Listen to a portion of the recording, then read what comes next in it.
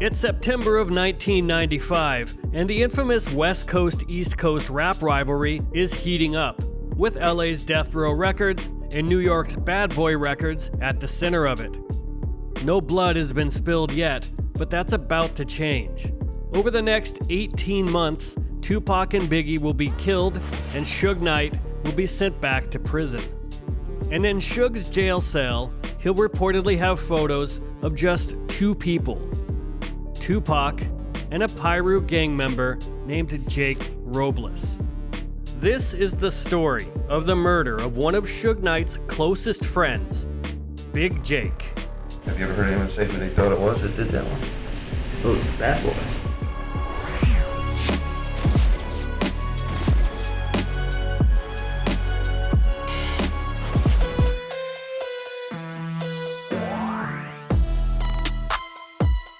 It's 4:37 a.m. near downtown Atlanta, Georgia, on September 23, 1995.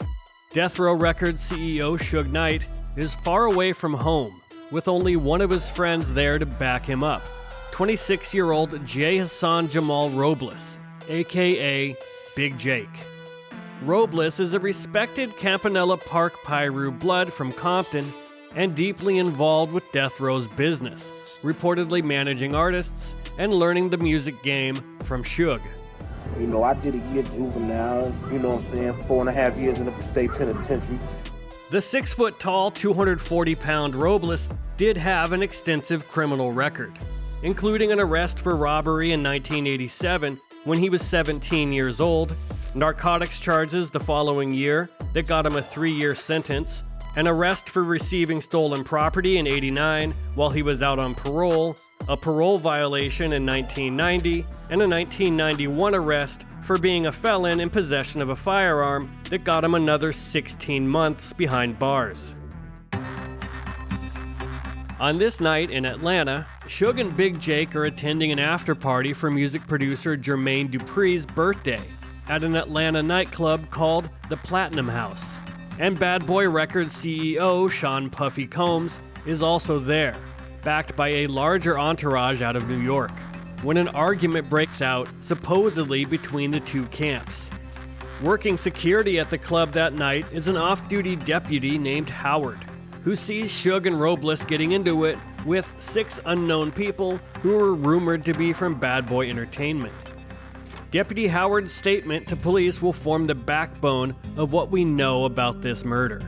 But there are also interviews with Suge Knight and other witnesses, and it takes combining about a half dozen different case files together and bouncing back and forth between them to form an accurate picture of exactly how things unfolded.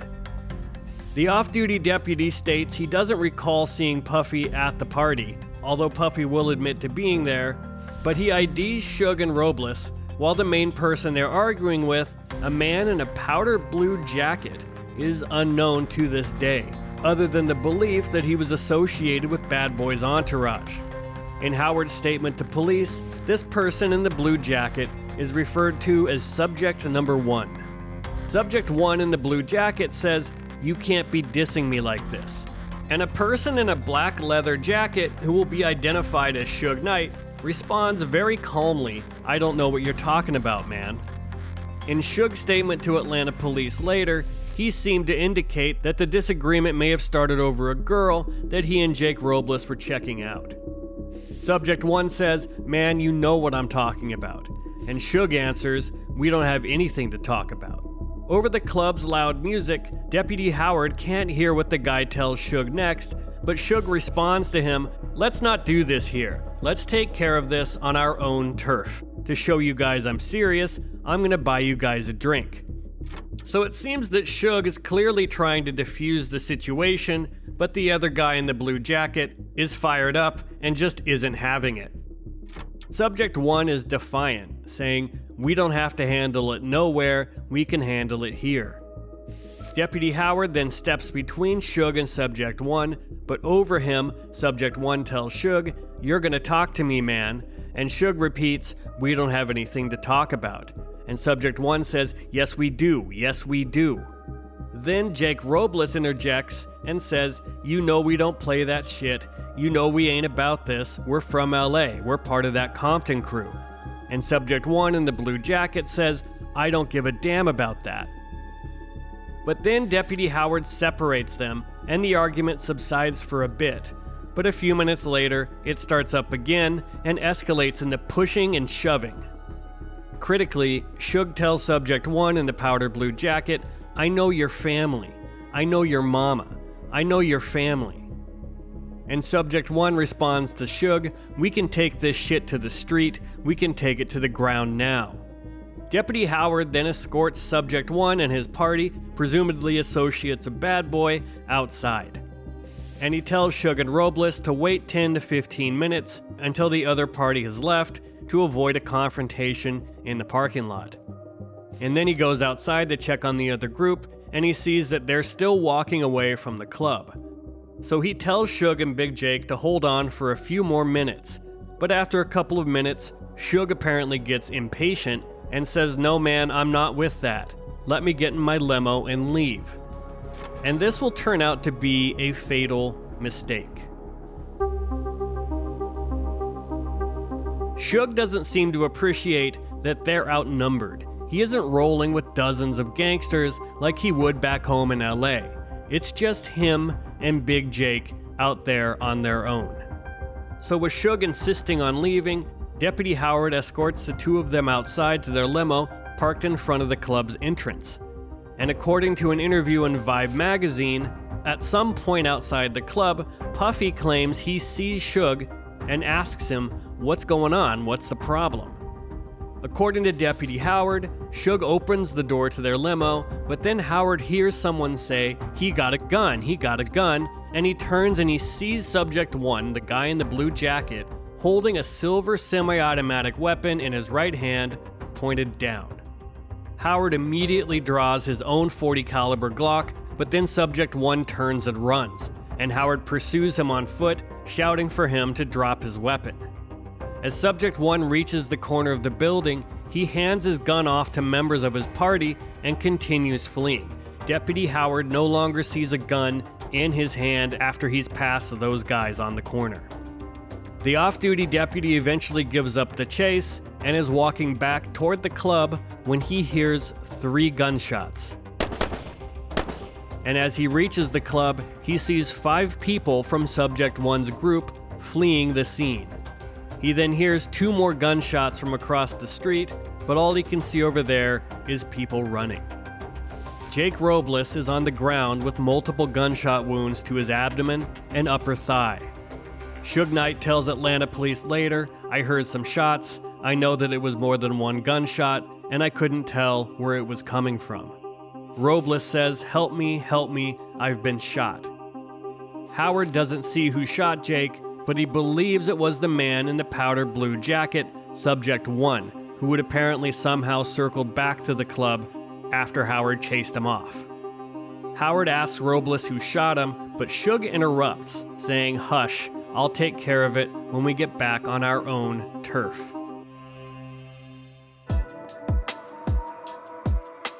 Puffy claims he was talking to Suge when the shots were fired, and that he and Suge had their backs turned away from the shooting, saying, "My back was turned, I could have got shot, and he could have got shot." And it's possible that Suge was the real target, but that Big Jake got in the way. EMTs arrived, and Robles was taken to the hospital. Big Jake has bullet wounds to his stomach, colon, and upper thigh. His spinal cord has been severed, and hospital staff say he'll never walk again. 6 days after the shooting, he's given a 50-50 chance of surviving. But 10 days later, on October 6, 1995, Jake Robles dies from sepsis and a lung infection. And this is where the case files get a little weird. According to one of his statements, Deputy Howard believes that Suge Knight knew the suspect in the powder blue jacket because of what was said during the argument. And 2 years after this murder, Biggie murder detectives from LA will travel to Atlanta and interview Deputy Howard. And according to their report, Howard was absolutely positive that suspect Orlando Anderson and Corey Edwards were two of the suspects present during the Robles murder. Orlando Baby Lane Anderson was, of course, the main suspect for Tupac's murder, and Corey Edwards was a close friend of Anderson's uncle, Keefe D., both of whom were also in Las Vegas the night Tupac was shot. And Keefe, of course, has since confessed that he and his crew were involved in Tupac's murder. And specifically, Deputy Howard thought Orlando Anderson looked like Subject 1 in the powder blue jacket. This is obviously a shocking claim. Were Southside Crips involved in Big Jake's murder? Were they out there in Atlanta with Bad Boy? According to Keefe D., this would have happened within weeks of his attending the first Bad Boy show on the West Coast in Irvine. And he has claimed that following that show, he was requested to attend additional Bad Boy shows on the West Coast, along with dozens of Crips, as added unofficial security. So you didn't give you no money, no security, nothing like that, just tickets. He gave us some tickets and I brought the crew. So did Keefe's nephew, Orlando Anderson, who would become the prime suspect in Tupac's murder, also kill one of Suge's other close friends, Jake Robles? Well, it would explain why Knight told Suspect 1 earlier inside the club that he knew their family and mother, and that they'll handle things back on Suge's home turf, which wouldn't make sense if Subject 1 was from New York, like other members of Bad Boy's entourage that night. Plus, Subject 1 is in a powder blue jacket, and Crips, of course, wear blue. But there are also big reasons to doubt Howard's identifications.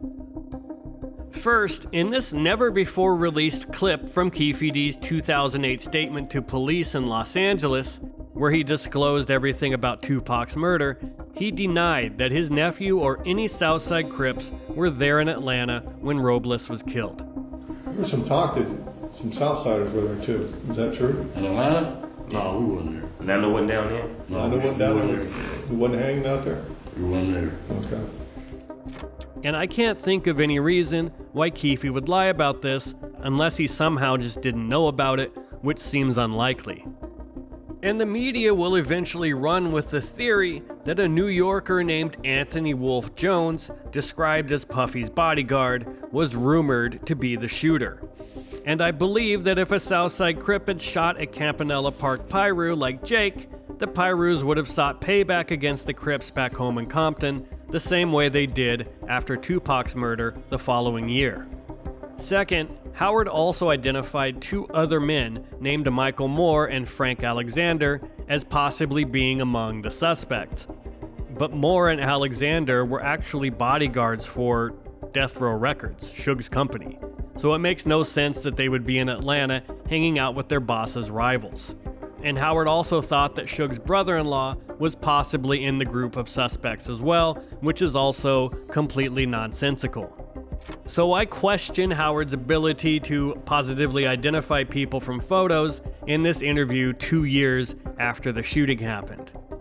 And this also supports a point that I've made in other episodes, like when discussing witness IDs of potential Biggie murder suspects years after that crime.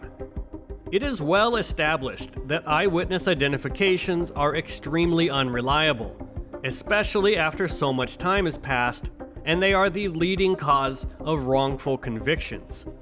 Our memories just aren't that good, even when it's a trained member of law enforcement like Deputy Howard. And to this day, the contention that Wolf pulled the trigger seems to be the leading theory, although even that is still debated by people who were supposedly there. And it's possible that when it started getting around that an alleged bodyguard for Puffy had shot Robles, that some people just assumed that meant Wolf, when it could have been a different member of the group. It's also possible that Wolf is the one who ran and passed the gun off to someone else, and then that person pulled the trigger. And a Pyru insider at Death Row Records named Henry Hendog Smith told law enforcement that he heard from either Suge Knight or Jake's brother that a bodyguard for Puffy had killed Robles, but that Hendog didn't know that bodyguard's name. Did you ever go to Atlanta when Jay got killed? I wasn't out there at the time, but Did they say anything? Yeah, I'm sure they must have said there was this motherfuckers did it or this and that. Have you ever heard anyone say who they thought it was that did that one? who's Bad Boy? Bad Boy killed Jay Robles in Atlanta. Yeah. How do you know that? When Suge came back, he said it was one of these bodyguards. Y'all didn't know this? Well, a lot of information. It's not our case. Suge and Jake had went out there by themselves. I think they took some girls with him, but he usually doesn't go out there, like that by himself. He usually take a lot of people with him, and they supposed to have got into some words. Suge did or Jake? Jake and one of Puffy's bodyguards. You know the name of that bodyguard? No. He's from New York. He's not from Southside? No. Actually, I heard from Jake's brother. Jake's brother there? No, Jake's brother got the story, when they flew out there, and Jake was still in the hospital, still alive. Suge was telling this, or? No, Suge didn't really talk about it. He was really hurt and upset about it. And Puffy has denied it, telling Vibe magazine, "I didn't even have bodyguards, so that's a lie that I did." But he also claimed that moments after Robles was shot, Suge told him, "I think you had something to do with this." And that Puffy responded, "What are you talking about? I was standing right here with you." And future Bad Boy artist Mark Curry claimed recently that he was working the door at the club that night, and that Suge actually grabbed Puffy during the shooting and used him as a human shield, apparently thinking that whoever the shooter was, they weren't gonna shoot Combs. That detail isn't mentioned here in the case files, but that's what Curry claimed. And I think it's important to note that even if someone associated with Puffy in some way was responsible for the shooting, that doesn't mean Puff had anything to do with it, and I don't think there's any evidence that he did. But what's important in the bigger story of this rivalry and what came later is that according to Puffy, Suge seems to have wanted to extend the blame to him. And an NYPD detective involved in an FBI task force at the time also claimed that one of his informants told him that the shooter is a guy named Anthony Jones, street name Wolf, and that Jones is a bodyguard for Sean Puffy Combs. And the previous year, an FBI NYPD joint organized crime task force had arrested Wolf in New York for unrelated charges out of Virginia. So he was already on law enforcement's radar. Keefe D said in his proffer statement in 2008 that he had also heard rumors about Puffy's associate Wolf being involved. Do you know anything about that murder? Did he do it? Did Suge have something to do with it? I mean, did Puff have something to do with it? Yeah, his boy shot him. So that's the truth? You know from fact or you know from hearing? I mean, I wasn't here. I know you weren't there. I was from here. Inside stuff or just street stuff? Inside. So Wolf did? Yeah. Wolf did kill him? Yeah. But I should note that Mark Curry has also claimed adamantly in recent years that Wolf wasn't the shooter. And he claims he was there and he saw the shooting happen. And there is a theory on the internet that someone else at the club that night that Jake got into it with earlier pulled the trigger. This is an unsolved case for a reason. We don't know to this day who the gunman was, and I'm not saying that Wolf did it. Big Jake's murder had a seismic impact on the rivalry between Death Row and Bad Boy. The feud was now life or death. According to Vibe magazine, after the Atlanta shooting, people on both coasts began speculating, would there be retribution, all-out war? And Keefe D claimed that Big Jake's murder made Puffy truly afraid of the whole rivalry situation. That's where it started. I think the boy in Atlanta got shot. Jake. I think he's from Capitol Park. Yeah. He got shot. That's what really scared the boy,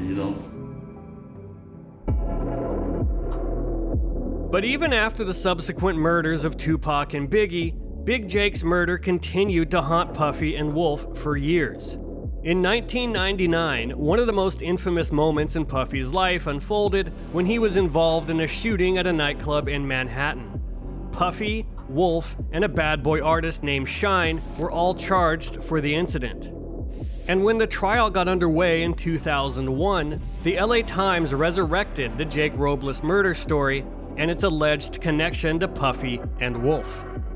Puff's attorneys were reportedly infuriated by the story, and they blamed the Manhattan District Attorney's Office for planting the, quote, false and defamatory story regarding an incident that occurred 5 years ago, and that it was an attempt to compromise Mr. Combs' chances to have a fair trial in his New York City case.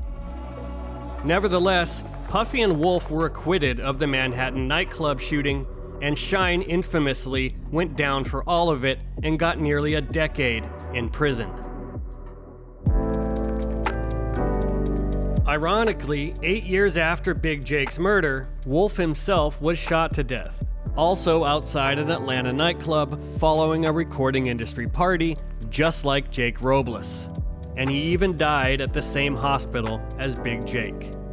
At nearly the same early morning hour as Jake's murder, Wolf and an associate were both killed in a shootout that they reportedly started when they shot at a high-profile figure named Big Meech, the alleged co-founder of the Black Mafia family criminal organization, in the parking lot of the nightclub. And similar to the Robles shooting, the disagreement seems to have started over a girl, leading to the instigator getting removed from the club, and then it seems the shooter waited outside for the intended target to come out. But in this case, Wolf and his friend were the ones who were killed by return fire. And Big Meech was initially charged with murder for the shootout, but those charges were later dropped. Wolf was 38 years old when he was killed.